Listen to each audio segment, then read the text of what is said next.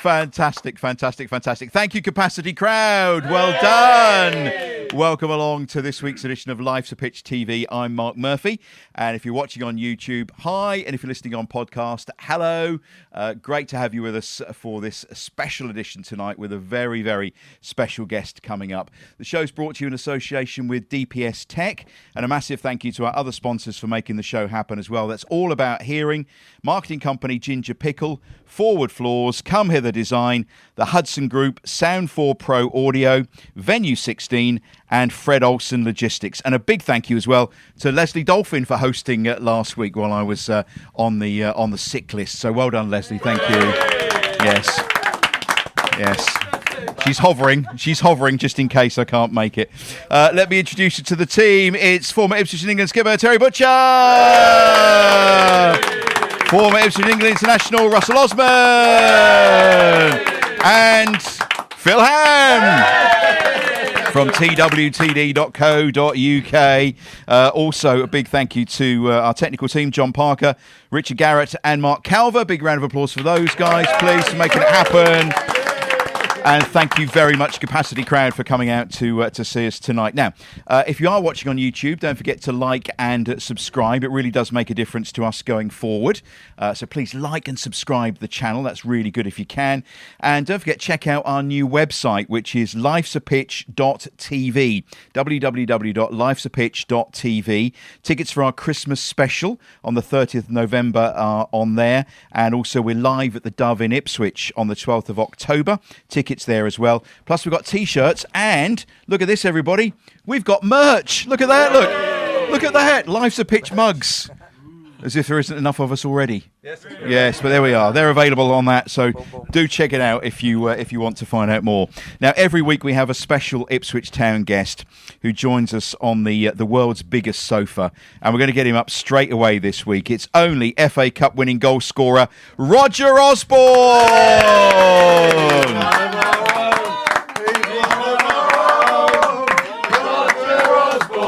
He's one of our own. Good to see you, Rog. Thank you very much for joining us on the world's biggest sofa. What a time to be a Town fan at the moment. Yeah, excellent. Yeah, really exciting times. Excuse me. All these young children are wearing Ipswich Town shirts now and not the Man U and the Liverpool, so all very exciting. Yeah, as a local boy, I mean, it's great to see, isn't it? It's absolutely brilliant, yeah. I'm very impressed with the way they're playing. I mean, a lovely brand of football, and I've been down to a lot of the games, and a brilliant atmosphere down there at present. Well, we've got a couple of games to talk about since we were last here. Last weekend, Blackburn Rovers, Phil, that was a game and a half, wasn't it? Who was there? Yes? Oh, yes. Sadly, I wasn't. Hey! Yeah, thanks. But it's a cracking game, wasn't it? It was. We don't have anything else but cracking games at the moment, do we? Going to 3-1 lead and you think it's all over, don't you, at that point at home, the way we're playing. And Blackburn did very well to come back into a period where I think we tired a little, perhaps because of the two away games we'd had and the travelling that we'd had prior to that. But then Kieran McKenna made the changes. We got back into it and got the winner. Yeah, what a winner it was as well. Yeah, I mean, it was a terrific winner. And then, well, I can say terrific winners. The terrific winner was on Tuesday, wasn't it? Yeah, we'll come to that in a moment or two. Russ, what did you make of last Saturday? Last Saturday, I even jumped out of my seat when the winning goal went in. In the director's box. Boy. You've got to be a bit careful there how you behave, but it really did excite me. I thought it was a terrific strike. Really enjoyed the game. When you're an ex-player, you get a little bit picky over things, especially, and I think Terry's the same. We look how we concede goals and you think maybe that could have been better. But all in all, it was such an exciting game. Really enjoyed it. We're scoring some great goals. And, we keep a fair share of clean sheets. Just letting a few goals, a few too many for my liking, but I'm sure we'll get that all sorted out. Yeah. What do you think, Butch? Yeah, I was sitting there, and here's Russell as well. And everybody jumped up when every goal went in, as they do now. It's a habit. You can't sit still in your seat. Can't even say it. You can't even sit still in your seat because you're jumping up celebrating a goal. I mean, as Russell said, there's brilliant goals. They're coming from everywhere. We've had 13 different scorers this season. 13, and we've scored in every game. for 26 games. You know, that's quite remarkable. We expect Town to score. We expect Town to come from behind, which they've done on numerous occasions now. And it's just wonderful to see, because you fear, I mean, teams coming to Portman Road must fear playing Ipswich, and, you know, teams playing Ipswich even at their own base know that Ipswich can play 2 or 3 different ways. Which is knowing they can come back from going behind as well. Yeah. That's massive for your confidence. Not knowing that you can just win, but you can go 2 goals back and still come out on top. And the crowd instill that, Roger, as well, don't they? That confidence. The crowd now know that, you know, we've got the ability, if we go behind, to get 1 or 2 back to go in ahead. And that must help as a player to know that the crowd are behind you all the way like that.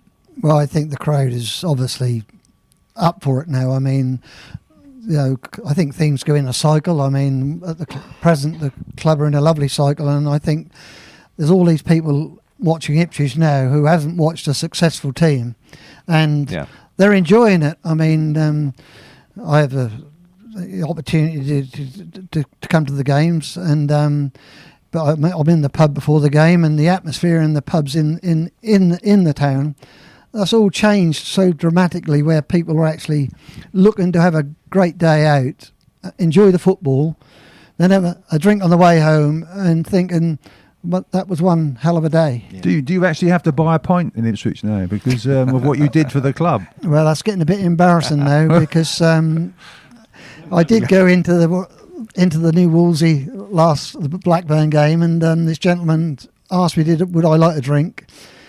And I stood there for 10 minutes and still, they were so busy. In the end, I gave in and said, well, I would like a drink. I must hold my hands up here, Roger. I owe you about 5,000 beers. Yeah. Because between 1978 and today, people have asked me if I'd like a drink. It's a great goal I scored at Wembley. Obviously, mistaken identity. So I think I owe you about 5,000 beers at the moment. Well, talking about mistaken identities, I went to watch Ipswich against Sunderland about 4 years ago.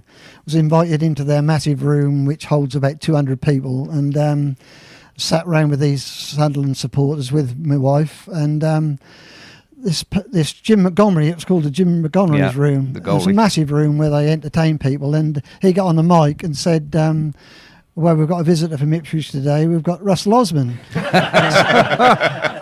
so that was fine, so everybody brushed it off, and then half-time there was an apology that it wasn't Russell Osborne, that was George Burley.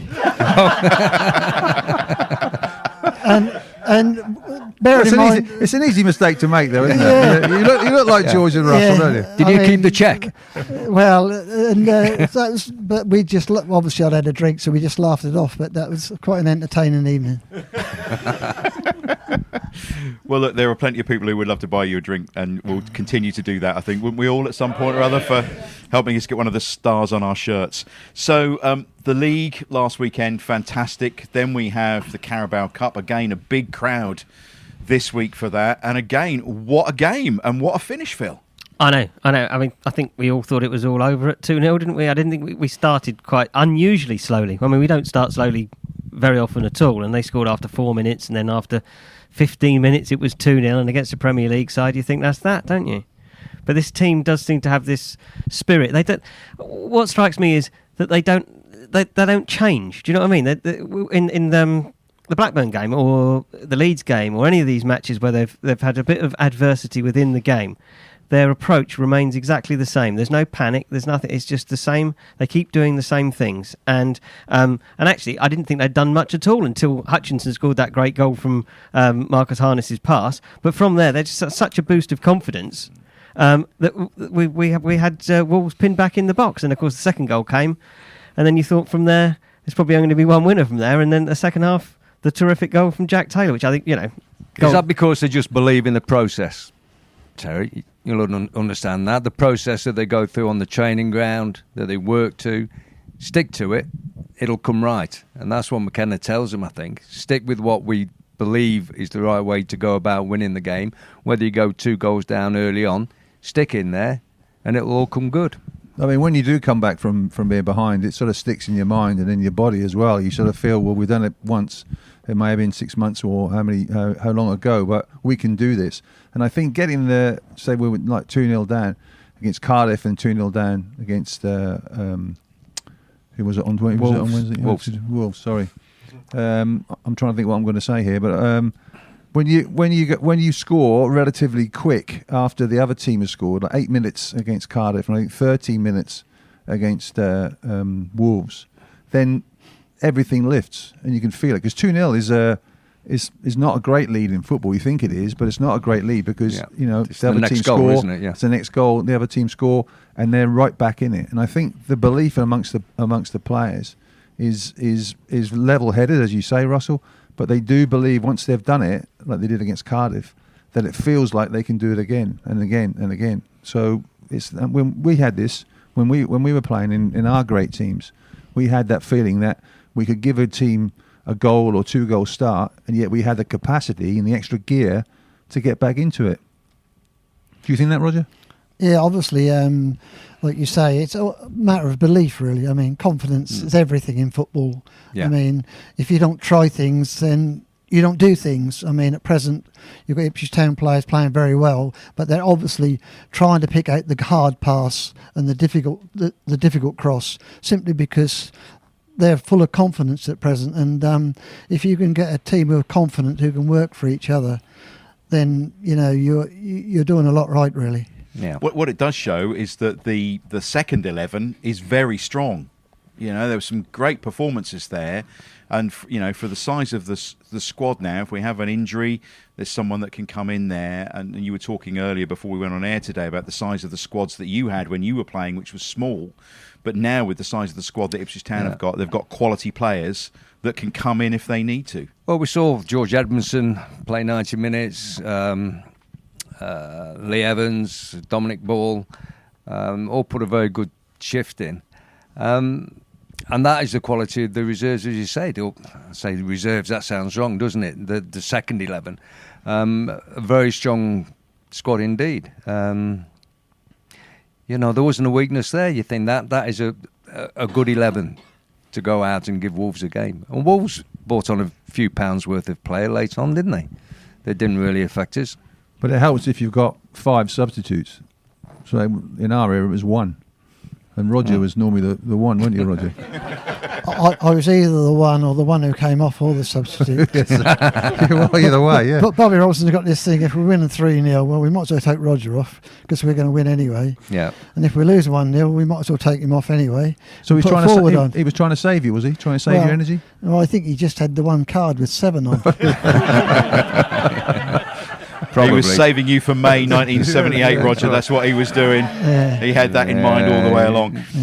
We'll talk some more about Town a bit later on, but we want to also talk about your time at Ipswich, Roger. So how did the signing come about? How were you discovered? Well, it was mainly thanks to my brother David, really. I mean, David was only 18 and he was 17. He was a very good player, playing locally, and he played for the youth team. But I lived out at Otley, so he couldn't get into training on a Thursday evening.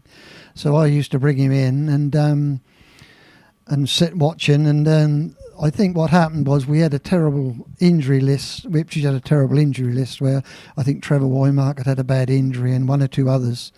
And we were at the time were actually short of players. And Jeff Hammond, who I went to school with at Farlingay in Woodbridge, he was then playing for the Ipswich first team. And he suggested to the youth team coach that, and the reserve team coach, that if I trained a few times, perhaps I could help them out with the reserves, which was quite ridiculous, really, because at the time I was only playing local football for Westerfield. But the interesting thing was, when I was playing for Westerfield, I was working on a building site, so I played for Westerfield at 3:00 on a Saturday afternoon. I played for Clark Demolition at 10:15 on a Sunday, and I played for Farlingay Old Boys on a Sunday afternoon at 2:00. So when I went to Ipswich, I honestly think that I was fitter than some of those players, simply because that's what I was doing. And so at the time of playing for the reserves, I was working on a building site. I used to get a call on a Friday afternoon just to say that could I meet up at 11:00 because we're playing Arsenal reserves at Highbury, tomorrow, and so I'd turn up and we'd get on the coach and we'd go to Chelmsford, and we had a steak, and I thought that was quite good really, because I'd probably never had a steak up until then. And I was talking to Butch earlier, that's quite ridiculous to eat a steak 3 hours before a game anyway, but we all did anyway, so, and the other team probably did as well. And that's quite funny really, because I only scored 9 goals in my career at Ipswich in the first team, but I think if I go back in the programmes, about my first 10 games for the reserves, I probably scored 5 goals, and I ended up scoring about 15 that season.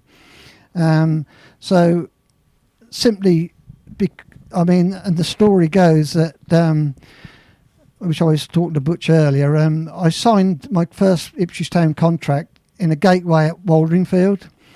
Ron Gray, the old cheapskate, a magnificent man, a lovely person. Marvellous. Wonderful. He came to my workplace, and in the back of in the front of his car, he had a contract. And at the time, I was earning £25 on the building site, and Ipswich were paying me £15 for playing part-time football.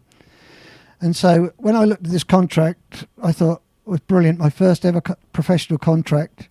£25 a week, £1 for a win, £2 for a win, £1 for a draw for the reserves.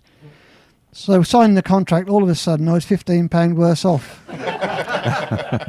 And to this day, I just wish there'd have been agents in those days. But I think that was a Bobby Robson contract, wasn't it? That was a Bobby Robson contract. He had this special contract for all the local players, where he probably earned half of what other people who came from other clubs, but that's another thing really. But I was obviously pleased to sign. So anyway. sorry, Mark, how old were you when you signed for Ipswich?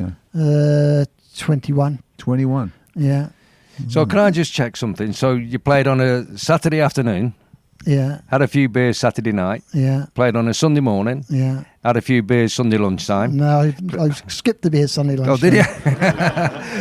Played Sunday afternoon and then had a few beers Sunday night. Yeah. Yeah. Perfect. Great weekend.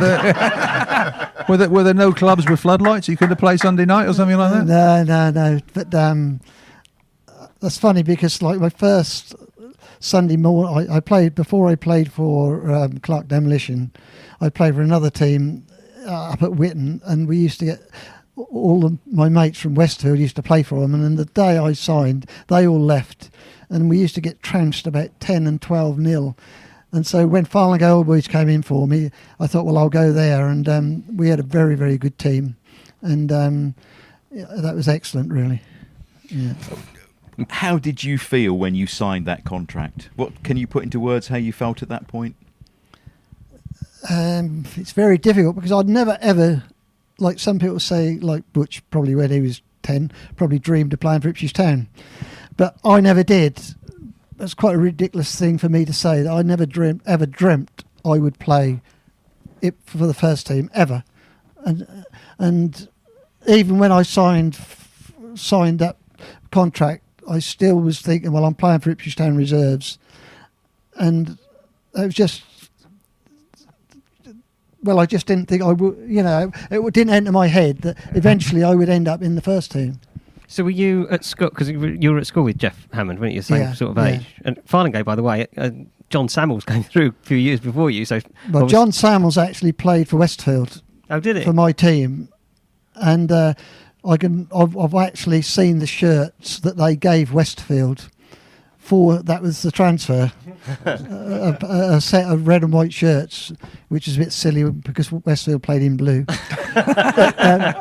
And because apparently, like, John Samuel's dad owned a pub at Grungeborough, but he didn't want his son to play for Grungeborough, and so he came and played for Westfield, but only for a very short period, really. So did you feel, because you were playing at the same time as Jeff Hammond, did you feel you were one of the best players at Farlingate? Because obviously he was a player who came through earlier than you. No, because there was players like Jeff and I could name others, but I never ever played for Suffolk Schoolboys.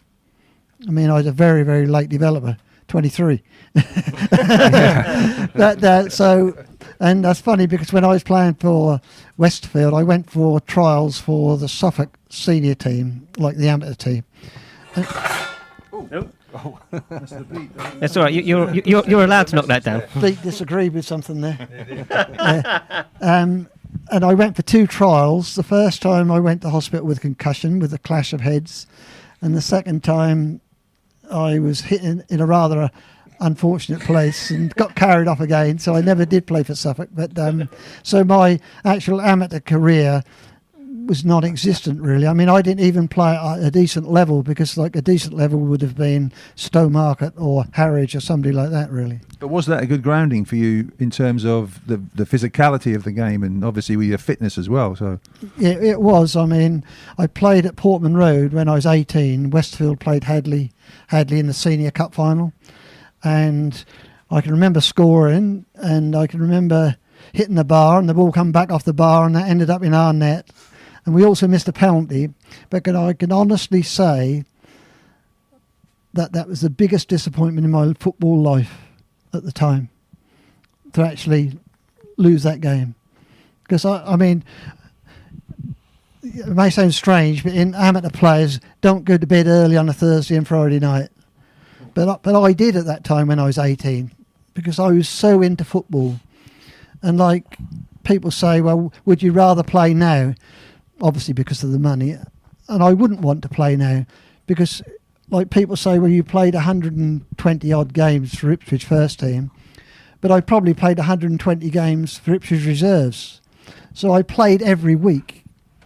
And that was tough as well. Reserve League was tough. Yeah. I mean, I played against Graham Souness and Perryman and people like that when I was playing for Tottenham.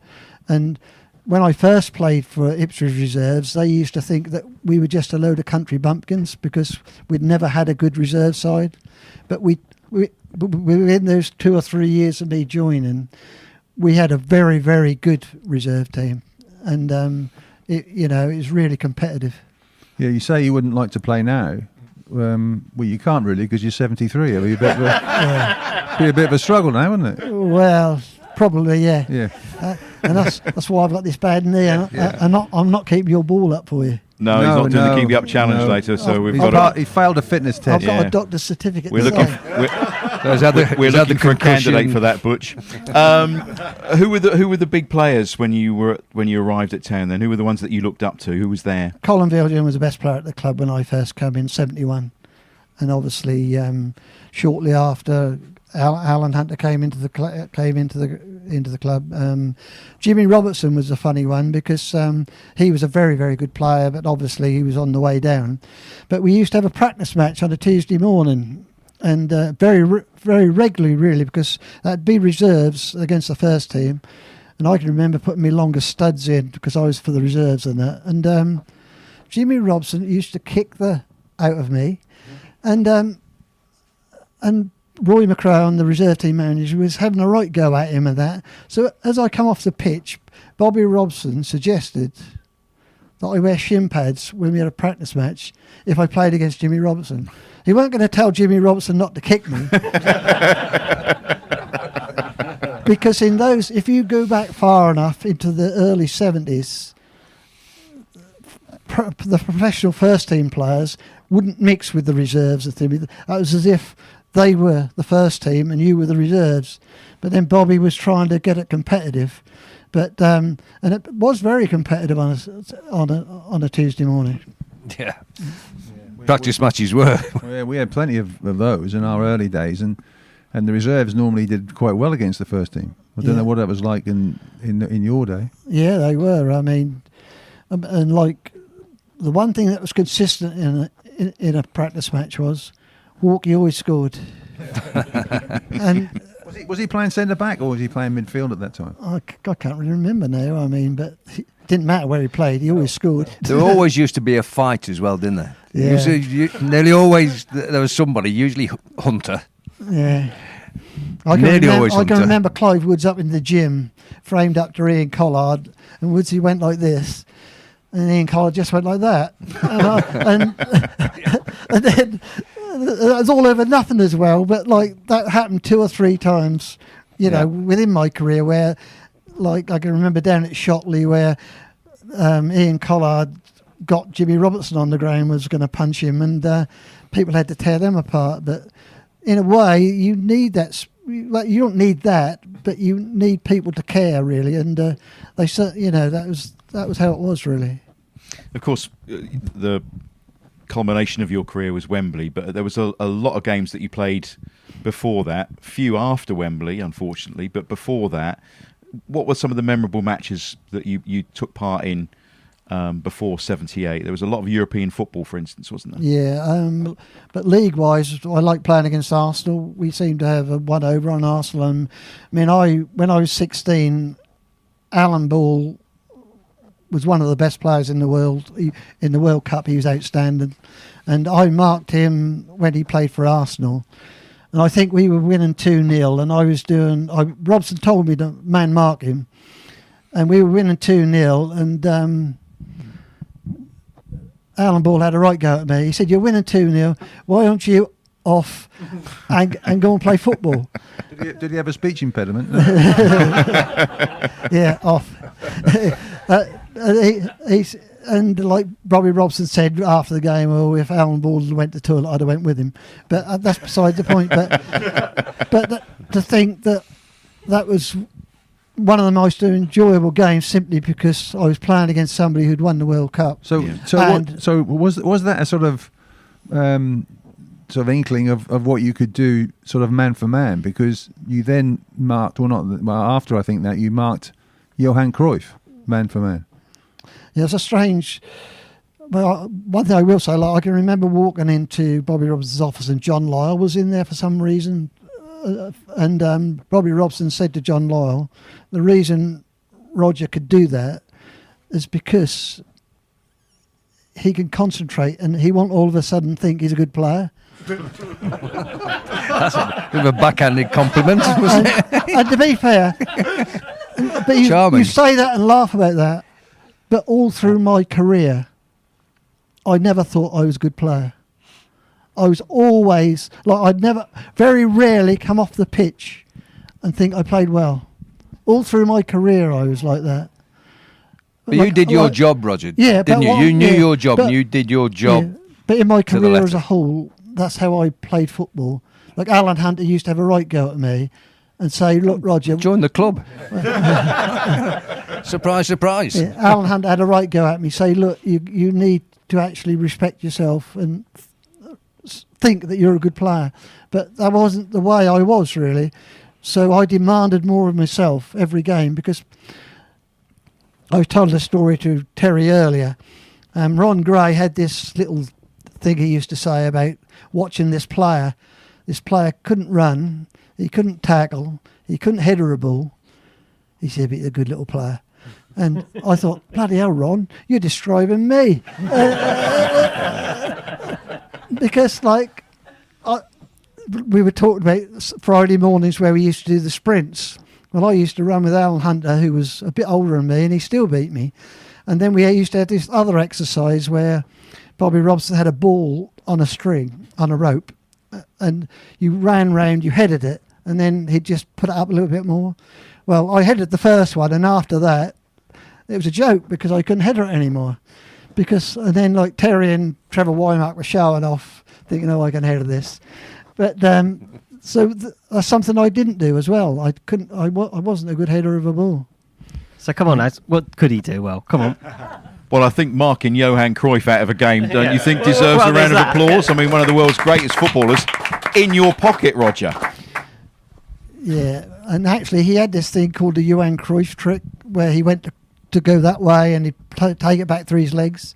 And I was determined he wasn't going to do it to me. But he did do it to me, but the ball went out of play.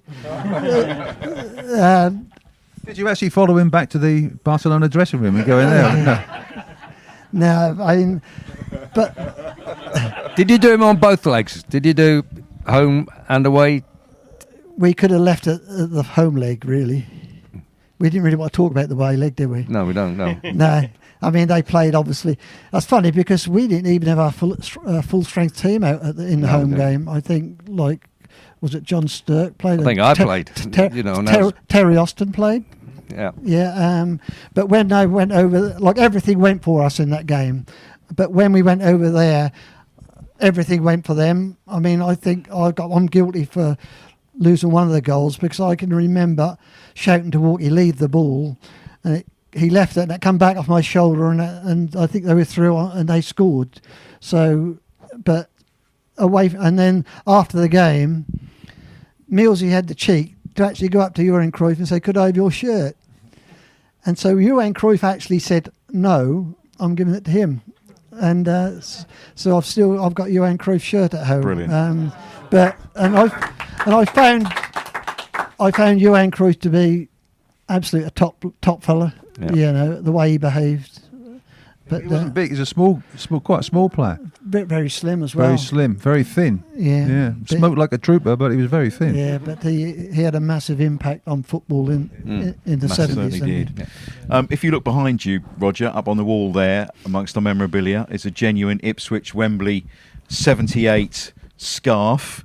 Talk us through that, the run up to the final, because the semi-final, is the stuff of dreams, knowing that you're going to Wembley. I think that's the biggest game. I mean, we'd had such terrible disappointment in 75, where I think as a club we thought we were going to get to Wembley, and that's a very... You should have gone to Wembley. Yeah. You should have gone there. A very dangerous thing to do, to actually think you're going to get there, and things were against us, where we had injuries again, and we just didn't pull it off, really. And then I think the fact is 75 was good for us, in as much when it came to 78, it was all down to we determined to get there, and there was a huge belief within the club that, we could get there.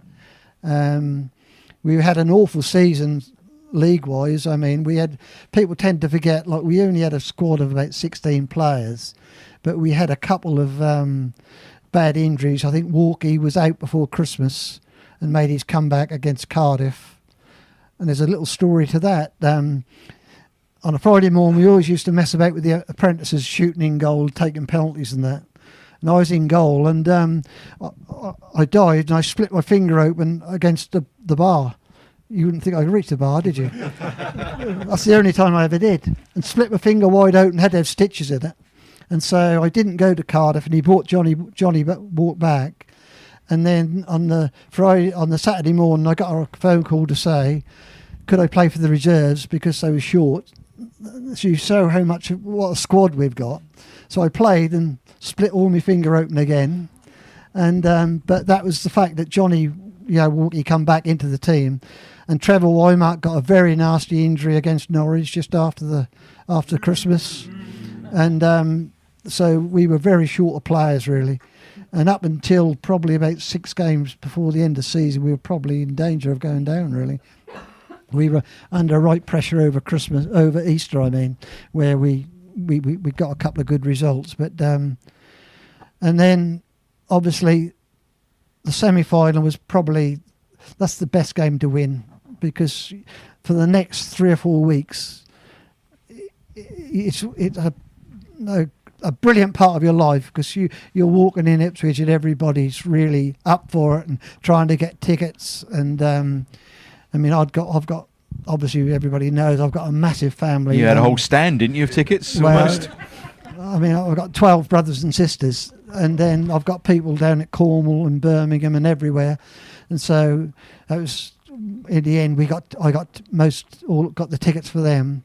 And then the big story was we played Aston Villa 7 days before the cup final, and it was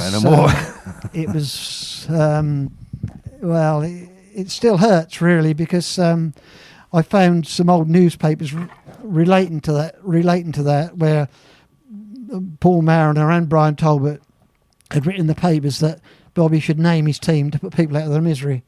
Well, he never really did, but we done certain things within the week that, because the story goes that we obviously lost 6-1 6-1 to Villa, and it could have been a lot more. And it's probably the first time in Ipswich Town history where the Ipswich Town players haven't given 100%. And it wasn't down to the fact, not all down to the fact that they left me out, because Colin Viljoen was a brilliant player. But the fact is, he was moving Johnny Walk and Brian Talbot as well. Yeah. And so he was not only changing one player for another, but he was actually changing the system that we'd work. And bearing in mind, I probably played about the 10 or 12 games before the cup final. So if you can imagine, I've got tickets for about 60 family, and I'm sitting in the Villa dressing room, and I hadn't got an inkling that this was going to happen. Yeah. Nobody had. And he's more or less just read out the team at 2:00.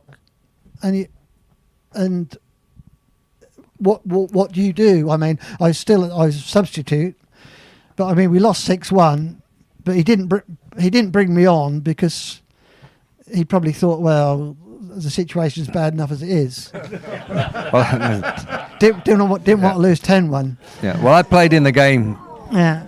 I played in the game. Dave Geddes played in the game. Mm-hmm. Trevor played. Trevor played. Who was the goalkeeper? Paul Overton. Paul Overton. His one made and his only debut, game. and he was outstanding. Yeah. You know, and if he'd have had a bad game on his debut, it could very easily have been 10. And I think, what was I? I was 18, 19 at the time, and the game's going on, and I'm thinking, something's not quite right here, you know. And it was, like you said, it was an interesting scenario. Was this player power that wanted Roger and not Colin Viljohn in that final lineup? Partly that was, but then partly that was as well for changing people around, because like Walkie wouldn't have wanted to come out of the middle, but like even like Paul Maron, I can remember saying, well, if Liam Brady's playing, is Colin Viljohn going to mark Liam Brady? Because Liam Brady at the time was an excellent player, and I would do the same job on him as what I'd done on Alan Ball and Johan Cruyff. I think the players knew that their best chances of winning the FA Cup final was sticking to what they'd been doing up to that point, and not suddenly making a lot of changes, both in personnel and the way that the team was set up. So, Colin Viljohn was an outstanding player, but like I can remember Cyril Lee. Cyril Lee was a very, very basic coach, in as much as he was all into hard work and that. But he did say to me, Brian Talbot, Johnny Walk and myself, that we weren't the best midfield three in the country, but we were by far the fittest. Yeah. And in those days, a lot of football's a lot more complicated now. In those days, you picked a man up and you probably marked that man the whole game, and that was all the way through. Like Terry would pick a centre forward up, and that centre forward wouldn't move. He would battle against you all day. But now it's changed a lot. But the fact is, like, I mean, I was lucky in the cup final in as much as Liam Brady wasn't fit. I mean, he shouldn't have played. I mean, he wasn't nowhere near fit. But you know, as it goes, you know, so that's the end of the story at Villa. I mean, the fact is, he picked his team and I was in it, really. Yeah. When did he pick it? I don't know, really. I mean, Did you get a note or something like that, or a pigeon? no, I mean, because I think it was the middle of the following week. it must have been on the Tuesday, Wednesday, I would have thought, because I think... Because there's fitness tests going on with Big Al and Kevin. Then it was a choice of Mickey Lambert being the most suitable substitute. Yeah. You wouldn't just have a centre half like myself on the bench in case something happened to Alan or Kevin. Because Walkie could have filled in there, Mickey Lambert could have gone into midfield. Yeah. And I think at the time, Colin Viljohn was a great player, but Colin had been struggling with an Achilles injury all season. Yeah. You know, and I don't think he was 100% fit anyway. Well, thank goodness you were in that starting lineup, and all the family got their tickets heading down to Wembley. Do you stay in the hotel the night before? Yeah. Selsdon Park? Yeah. Selden Park? Something like that? I think so, yeah. Yeah. Yeah. I do remember Beattie telling me once that he was chatting up the police motorbike riders, and on the morning of the FA Cup, they let him ride one of their big BMW motorbikes all around the team hotel. Of course they would. Of course you would. Yeah, Of course he would, wouldn't Doesn't he? everybody do that in a cup final? He'd get away with it. The goal, how did it feel? I mean, you were overwhelmed, weren't you? It was a hot day. It was a combination of everything, wasn't it? That once that ball hit the back of the net, it was just overwhelming for you. Judy Murray told me I was a whoosh. A whoosh? Yeah, that's whatever that is. But simply because I fainted. But no, it was a combination of, that was a very warm day and the pitch was quite thin, and that was just the shock and, well, probably the shock of scoring, really. I mean, with your left foot. I think half the Ipswich crowd fainted as well. And he scored with your left foot as well. I couldn't believe it. I speak to my niece, and she got out of the ground, and she still hadn't realised I'd scored it. She fainted. That's right. She fainted. So can you sort of see in your mind, the Geddes coming down the right wing, ball coming over, the Willie Young, wasn't it? He's sort of towed it out to you. Can you still sort of see that vividly in your mind now? No. No, I can. The only thing I can remember, because I think Woodsy passed the ball and it got cut out and it came back to him, and that probably allowed Dave Geddes to get a bit further forward. I mean, Dave Geddes obviously squared Semi Nelson up, and the ball came over. Willie Young intercepted it, but I can always remember it wasn't a case of I'm going to put it in that corner. It was always a case of I'm going to keep it low. And Bobby Robson's such a hypocrite, because there's a picture of me scoring that goal, but that's a beautiful picture in as much as it looks as though I know what I'm doing. And we had all these school kids in, and Bobby's looked at that thing and he said, that's how to volley a ball back into the goal with your left foot. And I thought, I've only ever kicked the ball with my left foot once in my life. And then obviously there was about 13, 14 minutes to go, and that's probably the longest time of my life, really, because we'd played so well, and I mean, Walkie hit the post twice, and I mean, you battered them, didn't you? We You did, absolutely battered them. Yeah,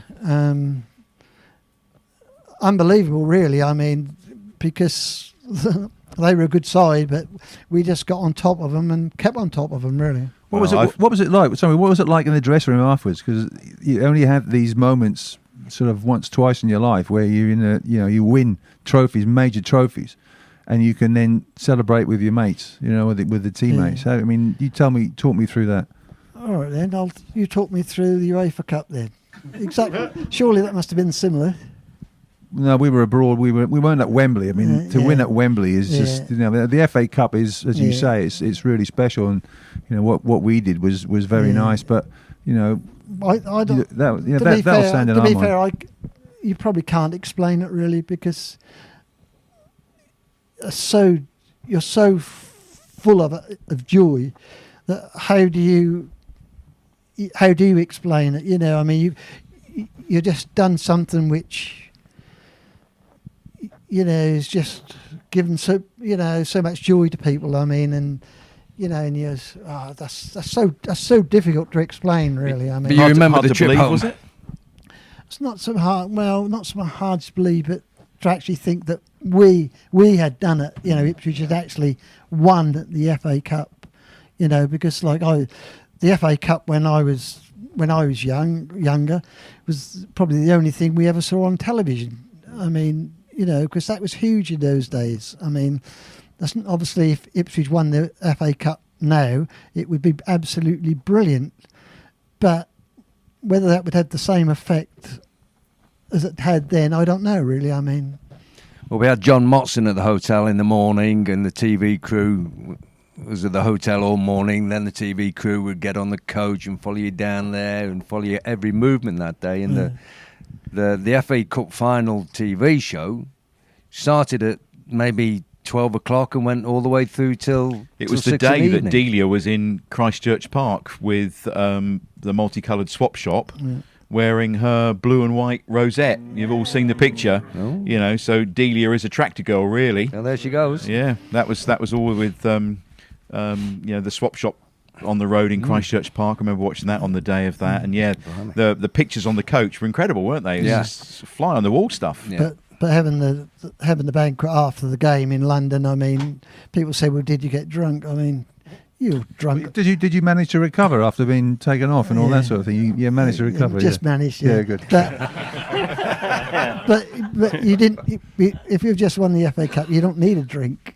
Yeah. I mean, you don't need it. I mean, and there's quite a funny little story. Like the next morning, we stayed in the hotel. Obviously, kept to drive back to Ipswich in the morning, and there's a knock on the door, and Bobby Robson stood there with a tray with a cup of tea on, and he wanted a picture of serving me tea in bed. And the fact is, my wife was in bed with me, so she had to actually go into the bathroom while Bobby Robson's making out he served me with a cup of tea, and I thought, well, I'd much rather you had paid me a bit more in my career rather than make me a cup of tea. The scenes coming back, though, as Russell alluded to a few moments ago, were incredible, weren't they? And the Cornhill, just stuff of dreams. Well, exactly. I mean, because we'd waited a long while for it to win anything again, you see. It had been 61 since they'd won the league, and it was huge for the club. I mean, and it just brought a lot of joy to the town, really. I mean, and like the people who I've met since who say, well, that's one of the best days of my life. And if you've followed a team for 20, 30 years, then that probably would be. Well, let's ask someone who was there. Melvin's here. He's got his FA Cup final ticket. Come up to our microphone, Melvin. And there's a special story about this ticket, because I've seen it, and it actually comes... Okay, I'll let you tell the story. I might be thrown out.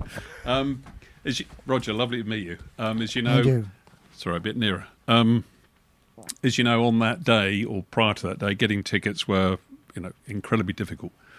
4 of my great footballing mates wanted to come. We managed to get 1 ticket for one of them. But mentioning it to my dad, I said, Dad, we can't get any tickets. He said, well, I know somebody that might be able to get some tickets for you. Okay, Dad. Very kind. A couple of days later, he said, how many do you want? I said, well, 4, my late great mate Derek Bradbury and 2 others. And he said, right, we might be lucky. So I said, okay, Dad. 2 days later, envelope comes through the post, 4 tickets in it. Here's one of them. Now, at the time, my dad, from being an old Norfolk boy, just after he survived World War II, played for Norwich Reserves, or whatever their B team was in those days. And so as a lad, I was brought up as a Norwich fan. And even had trials in Norwich when I used to play for Ipswich Schoolboys. Well, I And I remember that. I remember that. Hang on a minute. No. But I remember training down at Portman Road with Chopper Jefferson and Hammond, and that ball that was on that string, we had to try and jump and get it. And they said, why Mark's left it there, you'll never get that. Well, we jumped as kids and tried to punch it, which we did. Anyway, these tickets turn up. And Dad said, I said, how do you get them, Dad? He said, well, of course, I'm still with, the Norwich Supporters Club in Ipswich. A few old Norfolk boys are still about. So on the back of this ticket, it's got a stamp, Norwich City Football Club. Because I guess clubs all had allocations, didn't they? They did, and Dad got 4. So they were free. The price on here is £2.50. £2.50. So we all went down there, had a great day. Part of the deal with my 3 mates were we were going to treat Dad and Mum to a dinner out, which we did. In those days, it was the usual prawn cocktail, steak and chips. Black Forest. Sounds like what they had before a game, actually. Yeah. And it was great fun. So if it wasn't for Norwich City, I wouldn't have been there. And nor would 3 of my mates. So I've kept this. On the back, you can see it. There you go. Let's have a look at that. Yeah, I know. Good girl. Anyway, thank you Good for the story, story. Roger. Thank you. Brilliant. Melvin, thank you very much. We're going to have to rattle through because we're running ahead of schedule again, as always. You didn't play for Ipswich much after that cup final, did you? No, I wasn't really a doubt for the cup final, but I had a bad knee, and I then had the summer off, thinking that was going to get better, and then I had to have an operation on my cartilage, and it was a particularly bad operation. I mean, I spent 10 days in hospital with all bandages around my knee and blood seeping through it. So, it turned out to be a nightmare, really, and it took me a long while to recover from that. And so I was struggling for my fitness. And in the meantime, a couple of young boys here got in the team, Franz Tyson, Arnold Mirren, and there wasn't really a lot of room for me. So, but to get fit, I went and played in America for Detroit Express for 4 or 5 months, and got fit again, and then came back, and obviously, I wasn't going to get in the team because the team had moved on, and so I got an interesting little story where I was playing for the reserves. I was playing quite well at the time, and Bobby Robson tried to sell me to Cardiff City. Right. And so Richie Morgan, the Cardiff manager, was down, and I knew they were there watching, and I played the game, and after the game I shot off home thinking I'm not going to sign for Cardiff City. And got a phone call from Bobby Robson to say, you need to come back to the ground. And so I went back to the ground, and Bobby sold me to Cardiff City for 70,000, and then the Cardiff manager was left alone in the room, and I said to him, I said, really, my knee is not quite right. I don't really think I don't think you really ought to sign me. And he said, well, thanks very much for that. Bobby was bloody furious. So that didn't happen. But then a few months later, I went to Colchester for 25,000. Bobby weren't happy. And I thoroughly enjoyed 5 years at Colchester. A nice little club, and we played on a Friday night, so we could get the weekend off. And for the first 2 or 3 seasons, I thoroughly enjoyed that. And by the way, you say your knee was... You played more than 200 games for Colchester, so you could still play a bit. Yeah, I mean, obviously, like people say, what was it like to play for Ipswich Town first team? Well, like Butch and Russell both say, for the first 20 minutes of a first team game, you're actually struggling for breath, aren't you? Because the pace is so quick. I mean, simply because that is high level sport. But you've also got to remember that for someone as me who is not capable of playing at that level unless I'm playing very well, like if I had a bad game, then Bobby Robson would obviously drop me. But like if Butch had a bad game, he'd probably give him another chance. But so I had to play well all the time. But obviously when I went to Colchester, I was one of the better players and was able to probably enjoy my football a bit more, really. Well, look, you've done a fantastic job for Ipswich Town, putting one of those stars on our shirts. We've got some questions from our socials in a moment, but for now, Roger Osborne. Fantastic, Rog. Brilliant. Absolutely brilliant.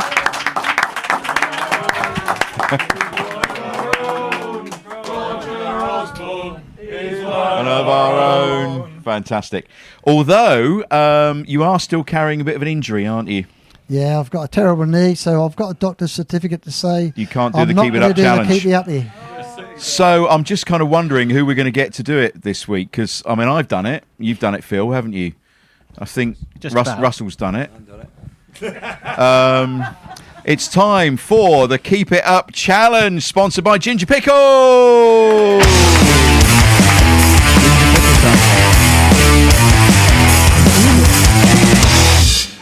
Well, I have a ball here, and I can't actually believe I'm doing this because I'm going to get in serious trouble looking at his face already. Terry, would you like to substitute for Roger tonight? It'll be to substitute for Roger will be an honour. Okay. But I have to warn you, Mark, that I'll be seeing you in the car park later on. Yeah. Where I'm going to ram that ball where the sun does not shine. Yeah, Leslie, can you do next week's show? I knew. Yeah. Leslie's free next week, aren't you? Yeah, because I'll be back in Ipswich Hospital again. There you go. Come on, do your best. No, you can go over. You know where to go. Come on.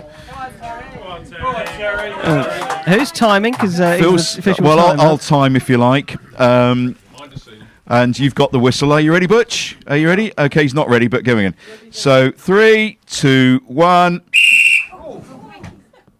1, 2, 3. Oh! Can I? I think we ought to let him have another go. No, is that I right? don't. Oh. I'm happy with 3 because 3 is way past my best anyway. 3 is the magic number. If that was It's a good sport. if that was a centre forward, I'd probably get 10. Do you sort of do clearances? Do a clear, the clear it out Well, challenge? the area's not big enough for me. I mean, I Yeah. need a much bigger area than that. I need longer legs as well. No, bless you. You did that without I any found warning and the no same. practice. It's time to have At least I haven't got 0 like a lot of other people. That's very true. Very true. You are on the leaderboard.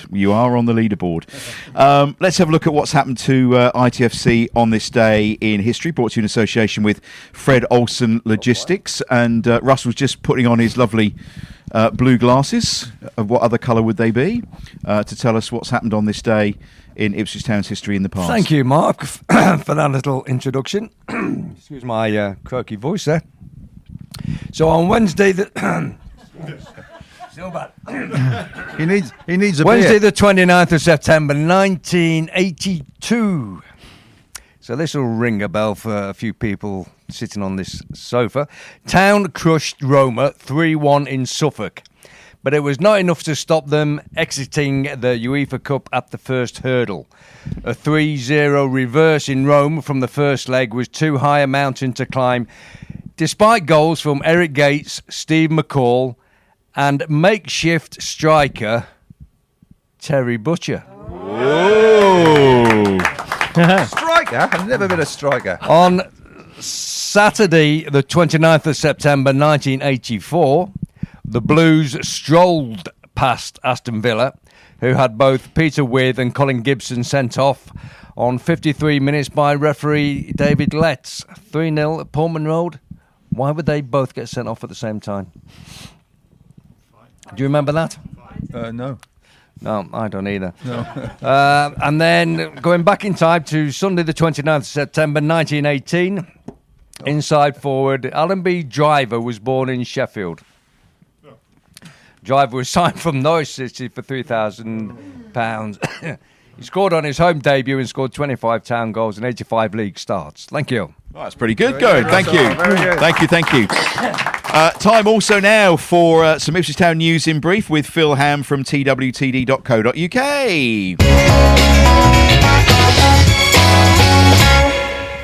What have you got for us, Phil? Well, obviously, the big news is the progress in the Carabao Cup. First time we've made the 4th round for 13 years. Fulham at home. I think that's a good draw. I think we all see that as one that we can progress on further and maybe draw a bigger, even bigger Premier League name. So I think everyone's quite happy with like that the draw. Man City, really. I think I don't know about you lot, but don't yeah. They're out, aren't they? Next round maybe. Yeah, well, I think Man United. I think is the obvious one with Kieran McKenna's connections, and Jack Taylor, for his fantastic goal, has been nominated for Player of the Round. So I think you can vote on that if you look on social media. You can vote for him for that award. And of course, the big news going into tomorrow's game is Sam Morsey suspended for reaching 5 bookings, which pretty quick. Have either of you two managed 5 bookings that quickly in a season? Yes. Yes, I thought you probably had. Yeah. So we're thinking Evans to start in his place. Does that seem the obvious replacement? Yeah, I think so. But Dominic Ball can play there in the middle there. I think you'll probably get the last half an hour because obviously Lee Evans played the full game the other night. Both played 90 minutes, didn't yeah. they? The other So I night, think so probably that makes it a bit. I think Lee Evans is the automatic. And probably the solution, captain as really, well. yeah. And the women, 8-0 victors over Cheltenham Town on Sunday. Natasha Thomas, a fellow Lostoftian, I think, 4 goals, which very impressive. She's on fire, isn't she? She's on fire this season. I think she's scored a ridiculous number of goals. And their game, they were supposed to play Cheltenham again in the FA WNL Cup, but that's been called off because Cheltenham have pulled out. Just Did they not want to get beaten again? Seems like fear to me, although actually I believe they pulled out before that. But on the international front, we've got a young keeper called Henry Gray, 18-year-old, who joined in the summer from a club called Waterside Karori in New Zealand. And he's not been called up to the full New Zealand squad, but he's joining the squad as a 4th keeper to train with them. which I think's feather in his cap at 18 years old. He's been capped at under-19s and under 20s. So good for him at 18 years old to be with the full squad, even if he's not quite a proper part of it. But does remind me of Richard Wright in Euro 96 when he was in a similar position as a very young keeper training with the England squad. So, bodes well for his future. Yep, certainly does. Phil, thank you very much. We've got some questions from our socials for you, Roger, in a moment or two. But Dean's here. Dean's one of our sponsors. And as you can see around the room, we've got some fantastic memorabilia here. And we've got something very special that Dean's going to let us pop up onto the wall. Come up right close to that microphone, Dean. Tell us what you've got there. Yeah, indeed, Mark. We during the summer, Ollie Magnus put on an afternoon with our good friend Alan Brazil. During that afternoon, there was an auction, and they had a video from Marcus to sort of set the scene. He was going to sign a shirt if somebody bid. It was a real heart-wrenching video because he was saying it might not be many more he can sign, and probably won't be able to sign any more. Sorry, Marcus Stewart. Yeah. And this is that shirt. So I was lucky enough to get it on the auction, and I think we could have it here to have another chance at highlighting his fight with it, and also to highlight the charity. So put up with everybody else. We've got a free coat peg. We'll put that up there in a little while. But you were saying he's struggling to sign now, is he? Yeah, and he was saying that it's probably the last shirt he may sign because he's starting to lose some of those movements in his hands. So we're all thinking of him and sending him lots of healing hugs and support. But thank you, and that will proudly go just above my head up here for the next show. And if it raises awareness of his charity that he's doing a lot of work Derby with, Rimmer. And everybody do their thing. They've got a sponsored walk tomorrow, haven't they, ahead of the game for their fans to raise money for the Derby Rimmer charity as well. I think Marcus will hopefully be there, I think. So, and also thank you for Mark Stoneman, by the way, sent this shirt that's up here. Excellent. Signed from the mid-90s. Thank you very much to Mark, who's on the show the other Still week. Got a few gaps if anybody else has got anything else they want to loan to us to go up into the studio. Right, Roger, some quick questions from our socials. Nick's been in touch. Really looking forward to hearing you on Life's a Pitch. Roger's a top man, had many years in his company whilst playing Sunday morning football at the sports club and watching Westerfield. And you're passionate about Westerfield, aren't you, even to this day? Not quite so passionate now. Okay. I think their goal average after about 5 games is about 30-3. I think they're having a particularly bad time. Oh dear. Time. Okay. Local football is really suffering at present. I think trying to get the commitment from amateur players now is very difficult. It's a bit disappointing, really. Yeah, well, it's difficult to refs and everything at the moment, isn't it, for that kind of level of football. Philip's been in touch. Could you thank Roger for holding the toilet door open at the new Wolsey Theatre for me? And can you ask him what his most memorable goal was?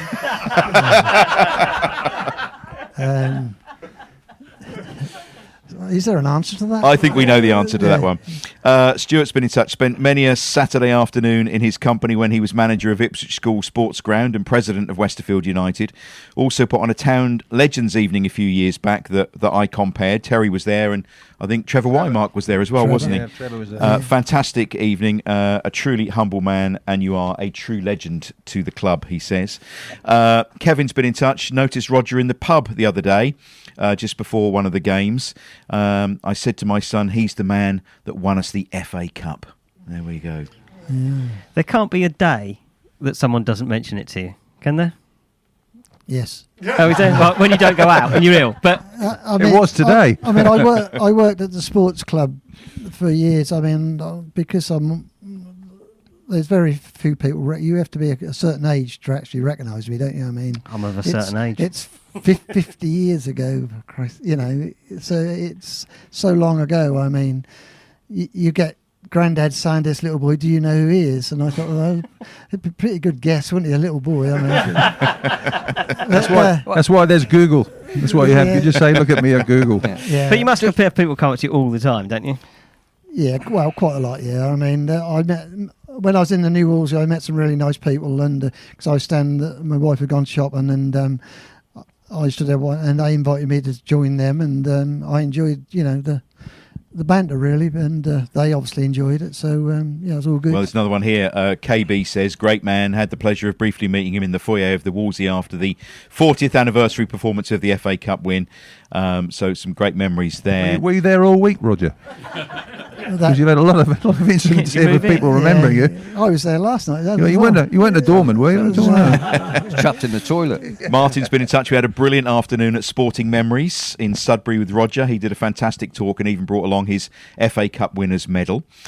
Charles Collins has been in touch. Now, Charles I used to work with at BBC Radio Suffolk many years ago. He was our brilliant commentator, Aussie Charles. Bobby Robson named his new puppy Roger after the Cup final. Is that true? That is true, but I don't know whether I should say this. Yeah, live, go on, Roger. But I had a golden Labrador, and I called him Marty. And unfortunately, I called him Marty because he'd got big bulging eyes as a little puppy. But little did I know that Billy Baxter and Tommy Carroll, that was the nickname for Bobby Robson. And, Oops. And they weren't. And so anyway, I had my little puppy at Copdock. We used to play cricket just in pre-season, and we were out in a match there, and I had my dog, little puppy, on the lead, and Bobby's come over and was all over it and said, "What have you called it?" And I said, "I haven't named it yet." It's named as Marty Feldman, wasn't it? The comedian, with the big eyes. But that wasn't anything you'd actually repeat in front of him, I can assure you. I think it was Steve Stacey who claims that it was him who came up with that nickname, I think. Your nickname was Arnie. What was that for? Not Schwarzenegger, was it? No. Because Laurie Civil, who was supposedly my best mate, supposedly, knew a cricket umpire who was very bandy.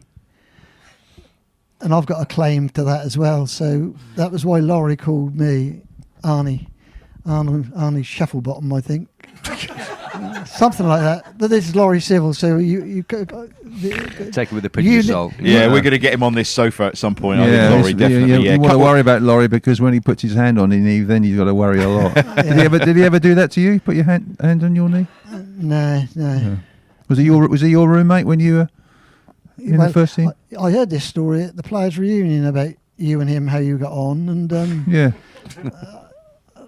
I just imagined that was somebody else. I was just fidgeting in bed. Perhaps that was him. I don't know.